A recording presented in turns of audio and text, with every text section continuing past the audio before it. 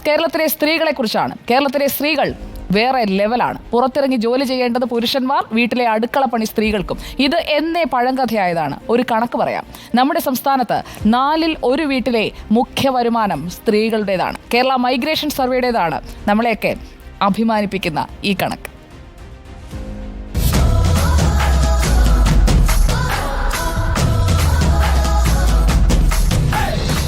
കേരളത്തിൽ ആകെയുള്ളത് 97 ലക്ഷം കുടുംബങ്ങൾ. ഇതിൽ ഏതാണ്ട് 27 ലക്ഷം വീടുകളും നോക്കി നടത്തുന്നത് സ്ത്രീകൾ. കൃത്യമായി പറഞ്ഞാൽ 27.16 ലക്ഷം. അതായത് 4-ൽ 1 വീടുകളിലും മുഖ്യ വരുമാനം സ്ത്രീകളുടേത്. നാരീശക്തിയുടെ പവർ. 2011 സെൻസസ് പ്രകാരം സംസ്ഥാനത്ത് ആകെയുള്ളത് 78.49 ലക്ഷം വീടുകളാണ്. ഇവയിൽ 25% സ്ത്രീകൾ നോക്കി നടത്തിയിരുന്നത്. 12 വർഷത്തിനിടെയുണ്ടായ വർധന 26.34%. വിദേശത്ത് ജോലിക്ക് പോകുന്ന വനിതകളുടെ എണ്ണത്തിലുമുണ്ട് വർധന. 2018 15.8% പേരായിരുന്നു വിദേശത്ത് പോയിരുന്നതെങ്കിൽ ഇന്നത് 19.1% പേരാണ്. ജോലിക്കാരായ സ്ത്രീകളിൽ പകുതി പേരും ഇന്ന് വിദേശത്താണ്.